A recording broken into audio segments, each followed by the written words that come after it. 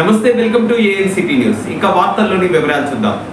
మతోన్మాద BJP RSS అభ్యర్థిని ఓడించి మహబూబాబాద్ పార్లమెంట్ సిపిఐఎంఎల్ డెమోక్రసీ అభ్యర్థి మోకాళ్ల మురళీకృష్ణను గెలిపించాలని పార్టీ రాష్ట్ర కార్యదర్శి వర్గ సభ్యులు ఆవునూరి మధు, జిల్లా నాయకులు ఎండి రాసుద్దీన్, ఇల్లెందు డివిజన్ కార్యదర్శి తుపాకుల నాగేశ్వరరావు పిలుపునిచ్చారు.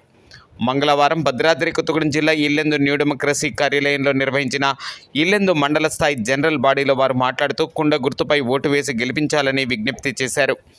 ఇల్లెందు పట్టణ ఎన్నికల steering committee convener Kokku Sarangapani, co convener Kondapalli Srinivas అధ్యక్షతన జరిగిన కార్యక్రమంలో మండల ఎన్నికల steering committee convener Surnapaka Nageswara Rao, co convener Mokalla Ramesh, చింతా ఉదయ్, మోకాళ్ల కృష్ణ, కల్తి కోటమ్మ, సుగుణ, సంతు, శ్రీను తదితరులు పాల్గొన్నారు.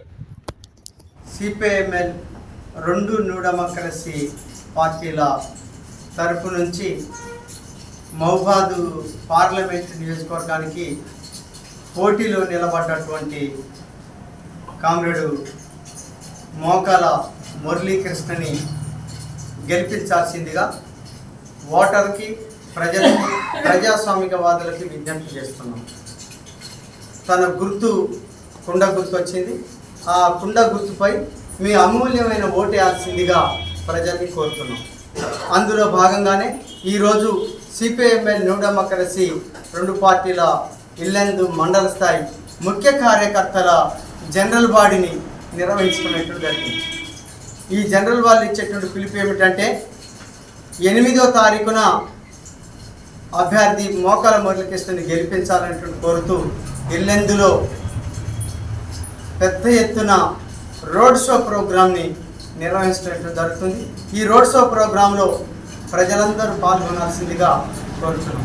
ముఖ్యంగా మతోన్మాద బీజేపీ ప్రభుత్వం ఏదైతుందో మోడీ ప్రభుత్వం, అది కార్మిక వ్యతిరేకమైనటువంటి ఒక వైఖరిని అనుసరిస్తున్నది, విద్యార్థి వ్యతిరేకమైనటువంటి ఒక వైఖరిని అనుసరించింది, అట్లాగే రైతాంగ వ్యతిరేకమైనటువంటి ఒక వైఖరిని అనుసరించింది. మొత్తం దేశంలో ఉండేటువంటి ప్రజానీకం అయినటువంటి వాళ్ళందరినీ దెబ్బతీసేటువంటి విధంగా మనందరికీ రక్షణగా ఉంటున్నటువంటి కనీస ప్రజాస్వామ్యాన్ని కొనసాగిస్తున్నటువంటి ఇప్పుడు రాజ్యాంగాన్ని కూడా రానున్న ఎన్నికలలో మొత్తం మార్చేసి మనువాద సంస్కృతిని, మనువాద పరిపాలనని కొనసాగించేటువంటి వైపు ఆర్ఎస్ఎస్ అయినటువంటి మతోన్మాద బీజేపీ ప్రభుత్వం కుట్రలు పడుతున్నది. ఇట్లాంటి ఒక దశలో రానున్న ఈ ఎన్నికలలో దాన్ని ఓడించాల్సిందిగా సిపిఐఎంఎల్ న్యూ డెమోక్రసీ పిలుపునిస్తున్నది.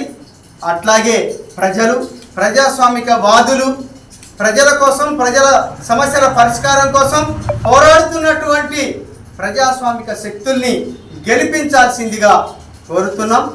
అలాగే తెలంగాణ రాష్ట్రంలో ఎక్కడైనా ఒక నియోజకవర్గంలో బీజేపీ, ఇండియా కూటమికి మధ్యనే పోటీ అంటూ జరిగితే ఆ పోటీలో ఇండియా కూటమి అభ్యర్థిని గెలిపించాల్సింది కూడా సిపిఐఎంఎల్ న్యూ డెమోక్రసీ ప్రత్యేకంగా ఒక నిర్ణయం తీసుకుంది. ఆ విషయాన్ని కూడా ఈ సందర్భంగా కామ్రేడ్స్ అందరికీ తెలియజేస్తున్నాం. అందుకోసమే ఈ ఎన్నికలలో చురుకైనటువంటి ఒక పాత్రని డెమోక్రసీ రాజకీయ విధానాలు ఏవైతే ఉన్నాయో ఆ రాజకీయ విధానాల్ని ప్రజల్లోకి తీసుకెళ్ళండి.